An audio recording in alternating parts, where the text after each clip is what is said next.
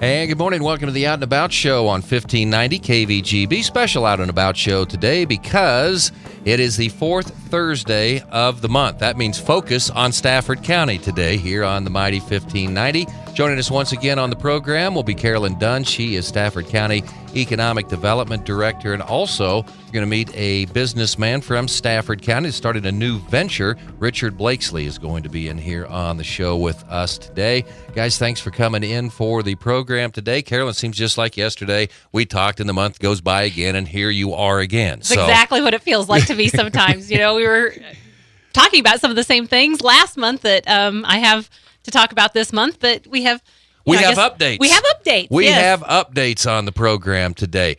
Okay, one of the things we talked about, and Ashley Bevan missing in action today, but she's doing fine, okay? That's in fact, right. Sending you information as we speak. We're dividing here today. and conquering today. Youth Entrepreneurship Challenge was on March 13th in Jetmore. Right. 4 teams competed from Stafford County. Some of these ideas that they had were pretty impressive. It was fun. You know, when we talked about it last month, we didn't yet know what kind of participation we would have, and we had 4 teams enter from Stafford High School. And I thought I'd just tell a little bit about what their proposals were because, again, it's interesting to see what kinds of ideas they have and how they present them. We had one from the team of Coben Hawkins and Robert De Leon. Their business plan was called Scan from the Past, and what they were proposing to do is to make these QR codes that they would laser engrave and provide us something that could be affixed to tombstones in a cemetery. And by someone reading those QR codes with their smartphone, they would be able to link to a page that would give genealogical or biographical information about that person. So we thought that was a really a unique, forward idea. And certainly there's a lot of people that are very interested in genealogy. They won 3rd place with that proposal at the contest. Good night. That's only 3rd? There were some all-stars there were there. some good ones, yes. So congratulations to Coben and Robert. Congratulations to them indeed. Some other ideas that were there was Marshall Wolf had presented an idea on ag video sales. So his idea was that you could enhance a lot of online sales by offering not just a still photo, but a video of the equipment that is being offered for sale. And he was in particular focusing on tractors. So he had a video proposal that was good. Philip Gift, his business was Trinity Records. He has some experience in the recording business. And the proposal he offered was to give promotional services for musicians. It would include scheduling performances, some promotional clothing and the like, and access to recording label contracts. I understood it to be kind of like a headhunter for recording labels. Okay. Luke Alpers, he entered last year also with an energy-based idea or kind of conservation-based idea, but the one that he was proposing this year he called Globe Energy Corporation. He was developing a product that would utilize urban sewage to fuel generators that offset residential energy needs. So that was a big idea. Well, congratulations again, Coben Hawkins, Robert De Leon, Marshall Wolf, Philip Gift, Luke Alpers, for putting these together. A lot of work went into this, and not only that, then you have to get up and make your presentation. Absolutely.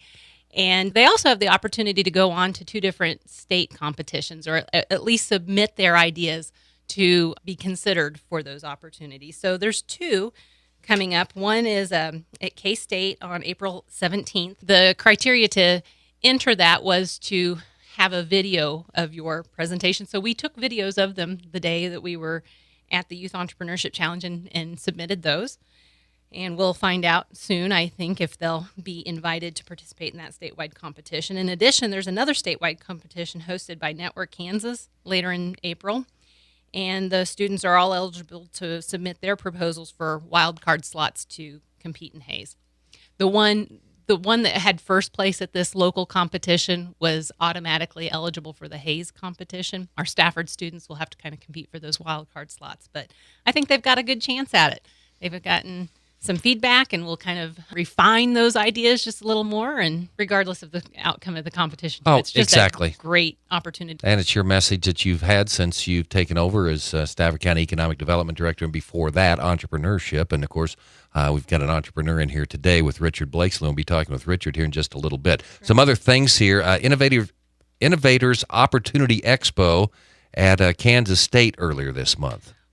Ashley and I spent the day in Manhattan earlier this month at an expo that was a new event that K-State is offering, kind of designed to give small towns in particular the opportunity to highlight themselves to an audience of business students, and in particular, those that were in the entrepreneurship programs were invited to participate in this.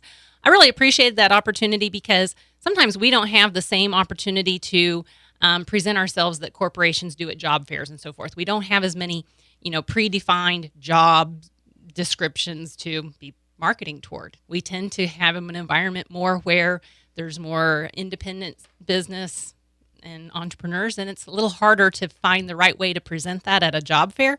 And this was a great opportunity for us to talk about what's going on here. We spent a lot of time promoting the incubator that's being developed, and it was just a good day. It also gave us some opportunity to see more about what K-State is offering. And in particular, there's a program that I thought I would tell a little bit about because anybody statewide could be eligible for this. You wouldn't have to be a student to be eligible for this program, and they call it Launch a Business. It's designed to, as they put it, support promising Kansas-based entrepreneurs through their world-class faculty, students, and alumni mentors. So what they're doing is basically putting you through a kind of a class where they're mentoring you one-on-one. As I understand it, you kind of accumulate points for participating in this, and if you complete the program with those points, then you are then eligible for a second tier of support that includes some grant funding, as I understand it, up to $80,000. So it really might be worth taking seriously if someone is at that idea stage that kind of needs a little more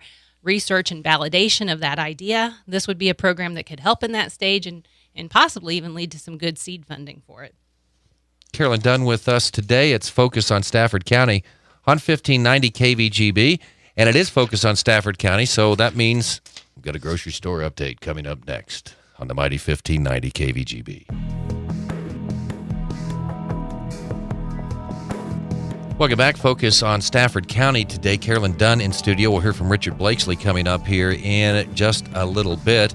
Okay, what's going on? Latest on grocery store, pharmacies, economic development, taking part around that. We do have land under contract, so that feels like an important step. So we'll be locating at what is now people would recognize as the LJ&J Automotive, but it's right on US 281 highway. So it's got great visibility and easy access, an important feature for setting up that kind of retail business. I can formally announce that we will have a pharmacy coming to Stafford County. It'll be called Stafford County Drug, and it will be coming to St. John sometime this summer, starting in an existing building with the intent to move to the grocery store once that building is complete. They'll be moving to the building at 205 East 4th in the interim, which is where Ag 360 Insurance is now located. Stafford County Drug is an expansion of Medical Arts Pharmacy in Pratt, so many Stafford County people already have set up their prescriptions there, but they offer delivery to Stafford County, so anyone wanting to set up their prescriptions with the local pharmacy may do so now and make that transition even easier when they are fully located here. Along with that, they've hired a new pharmacist, recently graduated from pharmacy school, and he'll be locating to St. John. You can meet him now. He's already started work in Pratt, so we're happy to have a new family coming to town. So kind of, I guess, setting the stage for making all that possible, we have Ag 360 is renovating a building on the north side of the city square, so it's really nice to see that kind of new investment and expansion occurring with an existing business. And we have several renovation projects going on right now. Along with that, we have renovations that are continuing on North 281 Highway, which people might recognize as the former welding shop. 3 businesses will be housed in this facility: Kansas Dirt Inc., Kansas Pest Inc., and Golden Belt Telephone is setting up a retail office there. So, yeah, that new lighted sign just came this week announcing Golden Belt Telephone's new presence. So that really kind of underscores the renovation and investment that's happening there. Okay, so you have the pharmacist coming in. You have the ground and for the grocery store. Mm-hmm. How we're just negotiations going on with the grocer right now, right? Right. We're working through. Now, when the construction comes, is that going to be one that you will, in conjunction with the grocer, as far as what the store square footage, things like that, what's going to be included? Well, we want to include the operator in how that is laid out. What we're proposing is that Stafford County Economic Development owns the facility and rents it on a reasonable basis to an operator. So it's taking creative financing to make all that work. We'll be, I'm sure, taking advantage of tax increment finance district. That will be a part of it. We'll probably also have to look to some grant funding and charitable support to pull it all off. But we're making progress. Highway 281, the landscape around there's going to look a lot different here in the years to come, isn't it? It really is already. The look is changing coming into town. It's good. Just make sure you slow down when you go through there, okay? Yeah. We're going to take a break. We're going to meet Richard Blakeslee, find out what he's up to right after this on Focus on Stafford County on 1590. We are back. Focus on Stafford County today. Carolyn Dunn is in with us. We promised Richard Blakeslee's been sitting here patiently this whole time. And Carolyn, you want to introduce Richard? Do you want Richard to introduce himself, or how do you want to do this? Well, I just thought I'd kind of explain, too, a bit about why I thought it would be just a good story to tell in the context of our program here. We've talked about entrepreneurship.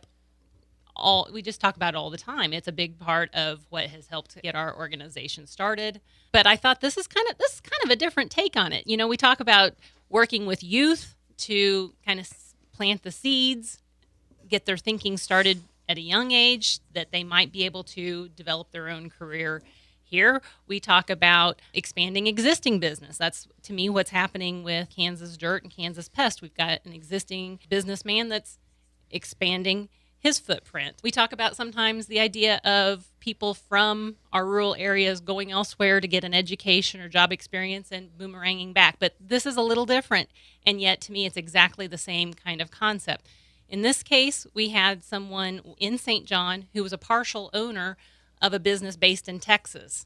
And I'll let Richard tell a little more about how that transition occurred. But when they were ready to do something different, when one of the business partners was ready to retire, they could have sold that business anywhere.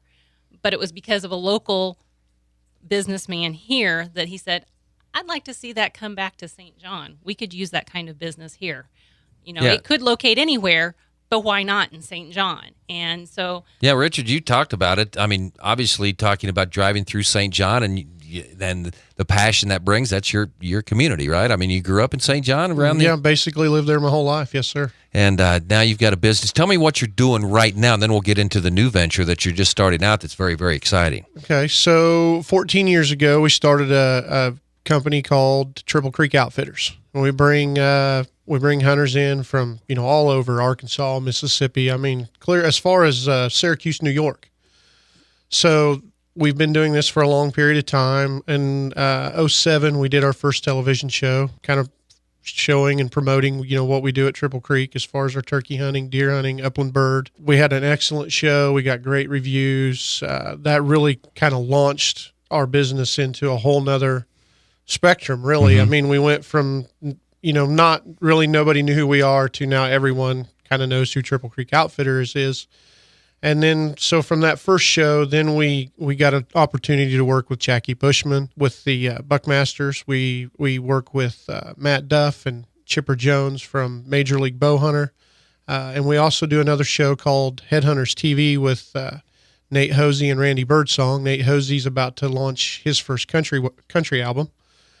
So that process has really gotten us the Triple Creek Outfitters and the Triple Creek name. That's really, that those people and being able to work with those people, that's really launched that business. Which set you up for set us up for the blind business, because in the outfitting business we use lots of blinds, and there are numerous deer blind companies out there. But what sets this blind apart is some of the material that the blind is made out of. And the people that owned it, there was two owners, one from St. John, one from Texas, and it was called Cantex Deer Blinds. So the gentleman in Texas was going to retire. His building that they were building in was up for lease. He was going to retire. Had a couple options to sell the business in Texas, but the gentleman in St. John, who was the other owner, Todd Wyckoff, said, I want to talk to Richard. Richard has an in with the hunting industry. He knows lots of people. He has a construction background. I'd like to visit with Richard and see if he has any interest in, getting this business moved here to St. John.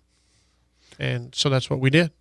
And some of those Triple Creek blinds are at Sutherland's right now, right? Yes. Yep. They're right along the highway. Right out along there? the Okay. highway. I was Yep, looking at them the other day. Yep. We have them sitting up there out in front of Sutherland's. This is kind of neat because you hear report. There's a lot of big name folks come back down through this area and do some hunting, don't they, in the off season? There really is. I mean, we do a very good job. One of the reasons that they like us so much is that we do a really good job of just giving them an opportunity to hunt and do what they want to do. But also at the same time, we protect them. We just give them the freedom to just be the average guy while they're here.